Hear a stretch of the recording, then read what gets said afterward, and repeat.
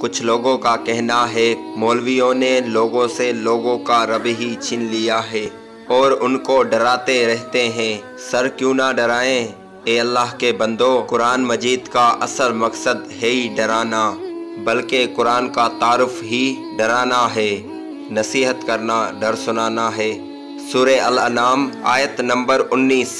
اے نبی صلی اللہ علیہ وآلہ وسلم، آپ فرما دو، مجھے تو قرآن وحی اسی لیے کیا گیا ہے میں تمہیں ڈر سناؤں اور جس تک یہ کتاب پہنچے وہ بھی ڈر سنائے۔ دوستو، بخاری میں ایک حدیث ہے، آپ علیہ السلام ایک چوراہے سے گزر رہے تھے، کچھ صحابہ ہنس رہے تھے، اللہ کے رسول رک گئے، پھر آپ علیہ السلام نے فرمایا جو کچھ میں جانتا ہوں نا تم لوگ جانتے ہوتے نا تو بہت کم ہنستے اور زیادہ رویا کرتے۔ ایک اور حدیث ہے بخاری اور مسلم میں، عبداللہ بن عمر کہتے ہیں اللہ کے رسول نے میرے کندھوں پر یوں ہاتھ رکھ کے فرمایا، عبداللہ اپنے آپ کو مردوں میں شمار کرنا، یعنی یہ سمجھو کہ آج میں گیا۔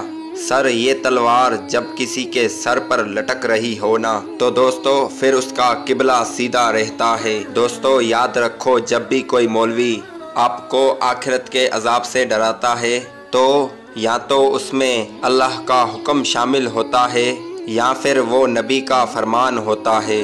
دوستو کبھی بھی کہیں بھی کوئی بھی آپ کو کوئی بات بتاتا ہے تو دین کی بات بتانا یہ اس کا حق ہے، آپ کا حق ہے اس کو سننا، اس کی اس بات کی تصدیق کرنا۔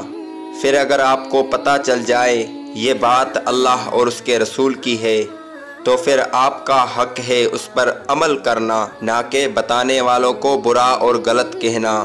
یہ صحیح نہیں ہے کیونکہ اللہ نے اس کو علم کی سمجھ دی ہوتی ہے اور اسی علم کی بات لوگوں کو بتانا یہ بھی اللہ نے ہی اس کو توفیق دی ہے۔ پھر اگر کوئی بھی بتانے والوں کو برا کہتا ہے تو پھر وہ اللہ کی دی ہوئی توفیق کو برا کہتا ہے، تو پھر اس بات سے اپنا ہی نقصان کرتا ہے۔ دوستو یاد رکھیں، کوئی بھی آپ کو ڈرائے یا جنت کی خوشخبری سنائے تو اللہ کے عذاب سے ڈرا کریں اور جنت کی راہ پہ چلا کریں۔ دوستو امید کرتا ہوں آج کا میرا پیغام آپ کو سمجھ آ گیا ہوگا۔ پھر ملیں گے اگلے پیغام میں، تب تک کے لیے خدا حافظ۔